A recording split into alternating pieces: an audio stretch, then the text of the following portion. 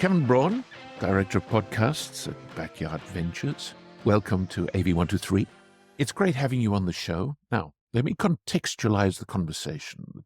Over the past 20 years or so, podcasting has really become an incredible venture in itself for hundreds and thousands, if not millions, of people all over the world. Some say that in many instances, on-demand audio is starting to challenge traditional radio. Be that as it may. But ultimately, the majority of podcasters would probably like to earn something from what they do. And I guess that's kind of like where you come in. So from the viewpoint of Backyard Ventures, how does monetization work? And what are the pros and cons of the process that you've discovered so far? Yeah, monetization in podcasting can go a lot of different ways. I mean, you can do host-read ads, you can do programmatic, you can do listener-supported platforms, sponsorship, affiliate marketing, merchandising, kind of anything in between. It's really used as kind of like the, creator's platform, and, they can really make out of it what they want. In terms of kind of like the pros and cons of monetization, right? The pros, obviously, number one being revenue generation, right?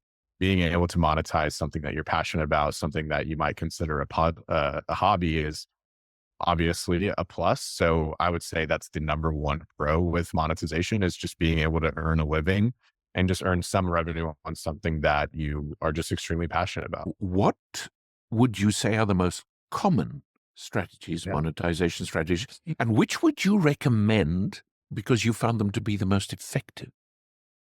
I would say all of them. I mean, Okay. it also just kind of depends on listener size, your relationship with your audience, what you value most. The bread and butter of podcasting is that host connection with their audience. So host-read ads are going to be the number one kind of way that people can monetize their podcast. And then you kind of get into the more granular details of, if you're a show with, let's say, 1,000 downloads, right? Getting into the blue chip brands can be a bit difficult just because of the scalability of the campaign that they're running. So that's when affiliate marketing comes into play. That's when you start wanting to do probably something more like Patreon or Supercast, those supported platforms where people are paying you a subscription fee for, bonus content, ad-free content, whatever it may be. So, when you're at that kind of smaller level, it's more so affiliate, getting connected with brands that, you're really, really passionate about, say a coffee podcast or something like that. Yeah. Going to your favorite coffee maker or your favorite brand like Breville and just asking to do some kind of affiliate marketing program where you're earning a commission on sales that you're promoting within your podcast. That's one way for those kind of like, smaller, more niche podcasts to monetize. You can absolutely get paid reads done as well, which is more so the host-read ads kind of side of things. It's just going to be a bit different of a structure once you start to get higher download count, higher listenership, those kinds of things. But to answer your question in a short form, host-read ads, I think, is going to be the number one way, just because of that connection that the host has with the audience. It's more personal. It's a trusted experience, right? And it's just a bit more lucrative in the space. Those pre-produced ads, more radio style ads that you hear, those are ones that kind of the bigger podcasts are going to want to have, just because some brands just might not be able to really tap into their audience otherwise, right? Just because of how expensive it might be based on their listenership. So there's a lot of different ways, but yeah, to answer your question, host-read is the number one way to go. Tell me something, just from your experience now. What kinds of podcasts would you say are the easiest to monetize? Ooh, that's hard. That's really hard. I wouldn't say any is easy. I would say, what a lot of buyers and marketers in the space want is they're not necessarily caring so much about the impressions, right? Some of them are, right? Maybe your Deltas of the world, your Starbucks, those kind of people. Those I would say are going to be the easiest per se to monetize, just because your audience loves you and your content so much that they're going out of their way to support the brands that you're promoting to them. So I would say the ones that just have the highest engagement are going to be the easiest ones to monetize. How would you define an engaging audience? Somebody that just listens to you through and through, somebody that's listening to the show 100% of the way, somebody that supports you outside of the podcast. Maybe they follow you on Instagram, maybe they follow you on Twitter, maybe they also support your Patreon or Supercast. Those that's leaving comments, they're leaving reviews. Those are going to be the engaged audience members, the ones that are actually taking action for the steps that, you're talking about on your podcast, whether it's a self-improvement podcast and you're talking about, how to spend your life right and actually following those steps, or whether it be true crime podcasts and they're telling you, hey, don't do this while you're walking outside at night and you're doing those things, right? Those are going to be your engaged listeners.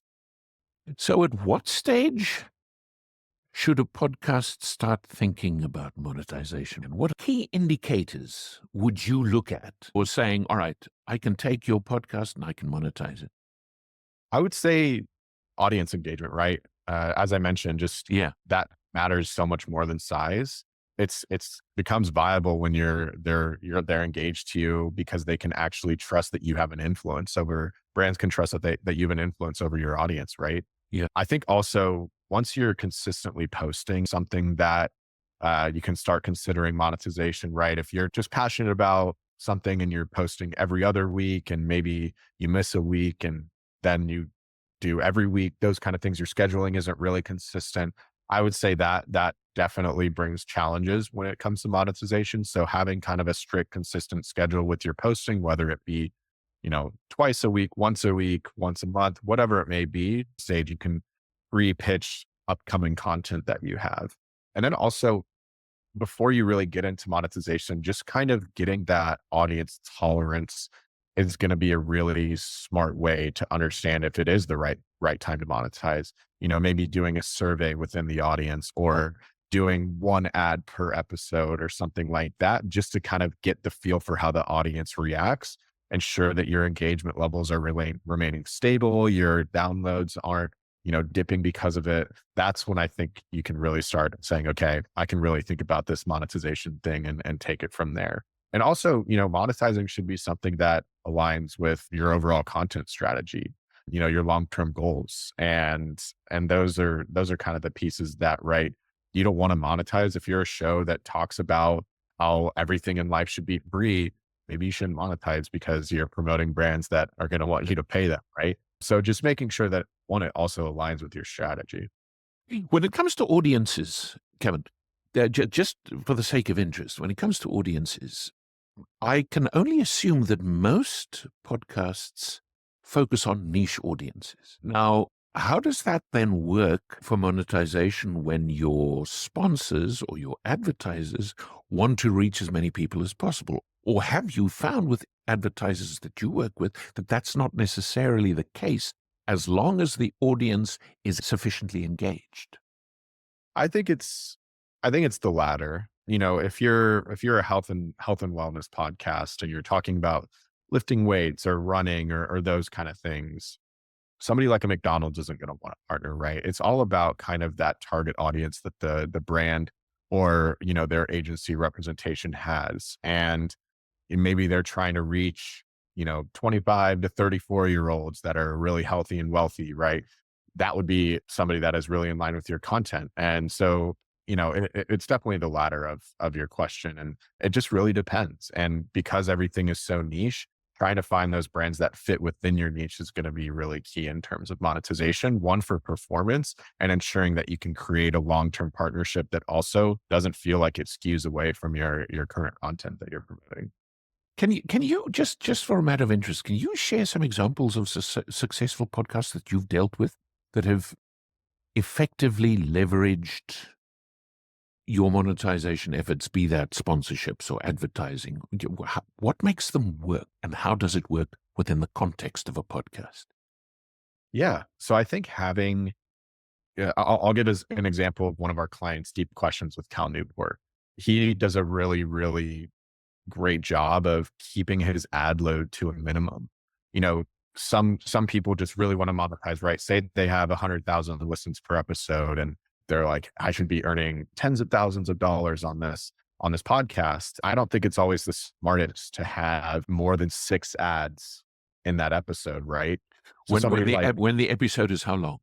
like 60 minutes. So keeping that kind of percentage of ads within the episode below, I would say like 7% is really where you're going to start to see performance being great on the brand side. Your audience isn't too overwhelmed with ads, those kind of things. And, with the case of Cal, right, it's about an hour long episode that's about, deep work, productivity, the deep life, all those different things. He does really well because he's partnering with brands like Grammarly or like coffee brands or those kind that actually really align with productivity and the deep work life, that it actually works long term. And that's creating those long term partnerships and sponsorships that are consistent. And then he's also keeping it to just 4 ads an episode, right? I would suggest when you're doing these host read ads to have ad breaks where you're either doing one ad every, say, 10 to 15 minutes for an hour long episode, or 2 ads in one given ad break, and then have 2 ad breaks within that episode. So, somebody like him, he's doing 2 ad breaks, 2 ads in each episode. So 4 total ads. And that's all that he's doing. He's not running programmatic ads. He's not running anything else that, might deter the audience from coming back because he's trying to over monetize. Who builds the relationship with the advertisers? The most successful campaigns are the podcasters that truly care about their brand. Somebody, like us, Backyard Ventures, we're a representation firm and a monetization firm for podcasters. And it's our main goal to generate revenue for podcasts. It works best when your podcaster actually cares about, the brand that they're representing, and vice versa, right? If the brand doesn't really know, it's not going to work either way.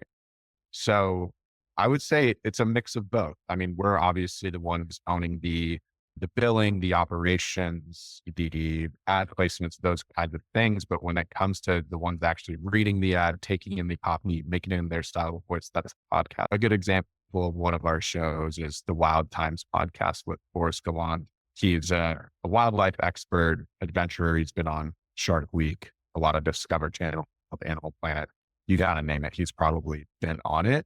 He's somebody that, outside of the ads that he's doing for one of his partners, he's reached out to them and said, hey, I would love to just give you guys free social posts on my Instagram, just if you guys continue to send me more product. So it's, shows like that really care about the brand and love it. Those are the ones that are going to just go the extra mile and create this term partnerships that we're talking about. What role would you say listener participation or subscription models play in a successful podcast monetization strategy? I think it's really important at the right time. If, I'm just starting a podcast, I'm a month in, and I haven't really established my audience yet, I wouldn't really recommend that. If I'm somebody that started a podcast and maybe I'm 3 months in and I've really got a feel for my audience, I've created a social page that has, people commenting consistently. You remember the people that are commenting. That's when you're probably going to know, okay, I can more than likely start a subscription model and, start charging $5 for an extra episode a month, start charging $10 for 2 extra episodes, whatever it may be. Right. I think when it comes to host read being king, right?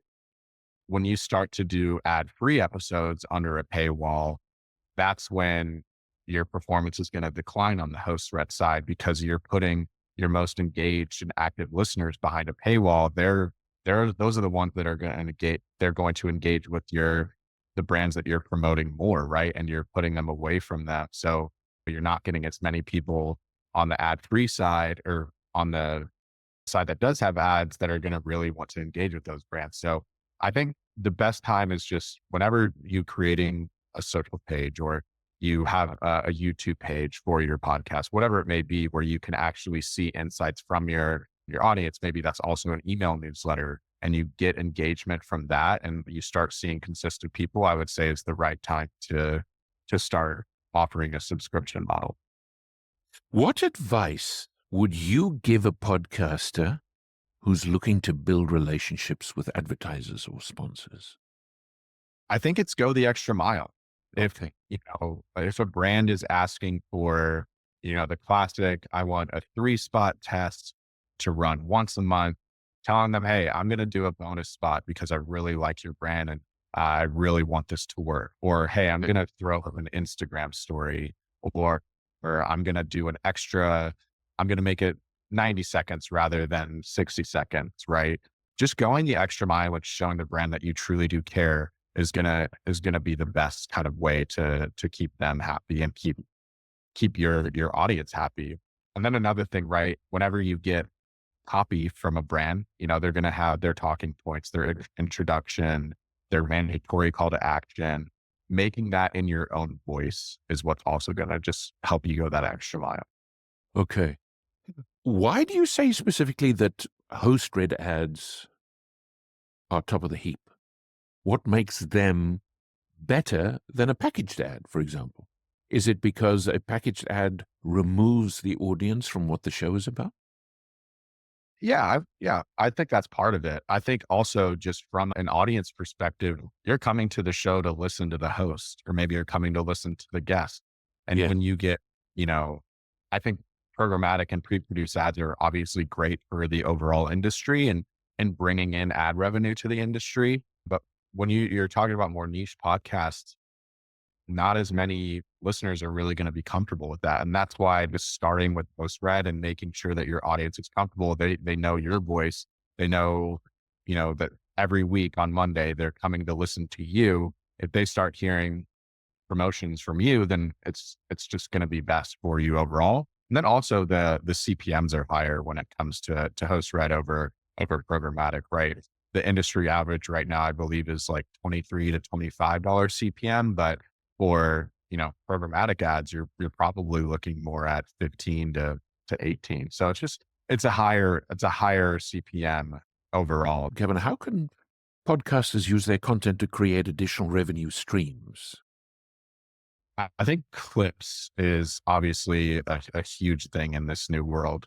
If you're able to generate, an audience outside of your audio or your video podcast, whatever it may be, is going to be pretty important, especially with TikTok and Instagram Reels and YouTube Shorts being really prominent for helping show growth.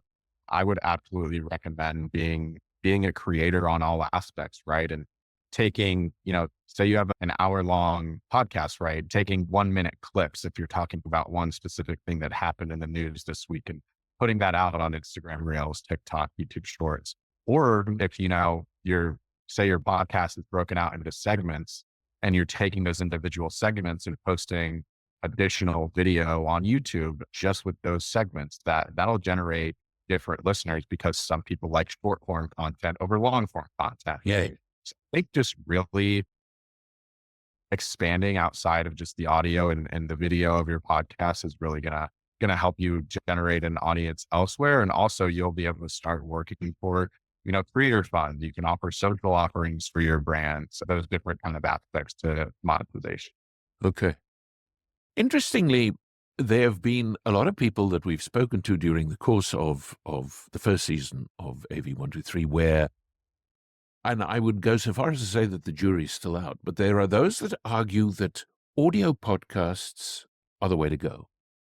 And then there are those that say that video podcasts are the way to go. What do you say? I think there's a world for both. When you're getting into more like true crime, for example, I think audio only is really going to be the best there because when you get to the video piece, it just doesn't really make sense for the content. So you're talking sports, right?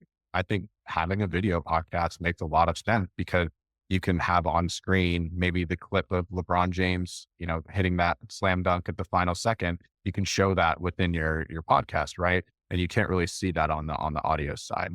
I think where most shows should always be is having both offerings. And even if you're posting to YouTube, having it just be the audio because you're going to get a different audience that's coming to you from YouTube that is not active on Apple or Spotify or whatever other listening platform that your audience is listening from. There are people that live on YouTube and love to engage with content there. So you're just missing out on, listeners or viewers that may be on YouTube. And it doesn't have to be a video podcast, but Yeah. I do think at least posting to YouTube is going to help you long term. Yeah. So moving on from that, what are some of the common mistakes you see podcasters make when trying to monetize their shows? Monetizing too early is the biggest one. And just also charging rates that just don't make sense for your engagement with your audience. when I was talking about doing those listener surveys or affiliate marketing, you can really see the data of your audience and their listeners. And if they're not engaging with, the affiliate marketing that you're doing, then it probably doesn't make sense to continue. And then you should stop and focus on audience growth and audience development, hitting that community. So I think monetizing too early and monetizing too fast is probably the biggest mistake I see shows make. One of our shows that we launched, it's a true crime thriller based out of Corsicana, Texas. It's called The Unforgotten. Season one, we had one brand sponsor, and that was really to just get a feel from the audience of how it would perform, make sure that that audience is developed and listening to the content. And for season two, we'll start, bringing in more ad dollars and being able to profit on the show. So how do you measure the success of a monetization strategy? How does Backyard Ventures sit back and say, this is working? What key metrics do you track? I would say impressions that you're delivering for brands is a big one for us. I would also just say performance with the brands. We have some partners that don't share that just because they are afraid that we'll share that data with other brands or whatever it may be. But, when a brand provides us data on how it should perform, right? Because podcast is heavily direct response, and being able to show your creator that, hey, you delivered a, you know, 2x return on ad spend, right? The brand paid you $100 and you generated 200, that would be successful. Even generating, sometimes 50%, depending on the brand strategy, is considered successful. So just having that relationship with the brand, understanding what is working for them, what their return on ad spend number is, their customer acquisition cost, if you're hitting that, I think it's going to be the best way to really measure the success of the campaign. Because in the general scheme of things, podcasting in essence is still a fairly young venture. What future trends do you as Podcast Ventures see emerging in podcast monetization? Where is it going? I think programmatic is continuing to rise, those pre-produced ads. What really built podcasting into what it was is those more niche brands like BetterHelp and Athletic Greens. We were working with them when they were a 20-person company who's now a 200-person company, right? Yeah. I see it going in the direction of bigger blue chip brands starting to see the value of podcasting and understanding that connection with the host is why podcasting is so great. So programmatic is obviously going to continue rising. I still think it's relatively fresh and new, but I do think other bigger brands are going to start seeing that host read is also great. So I think it's a mix between growth on both sides, but I think those are probably the biggest ways. Also, maybe it's presenting sponsorship, those kind of things where brands are more open to doing custom segments or, giveaways or whatever it may be. Those aren't something that are typically done in podcasting, but I think, is going to happen here in the future. Kavan Braun, Director of Podcasts at Backyard Ventures, thank you so much for spending time with us on AV123. Thank you, Carl. I appreciate you having me.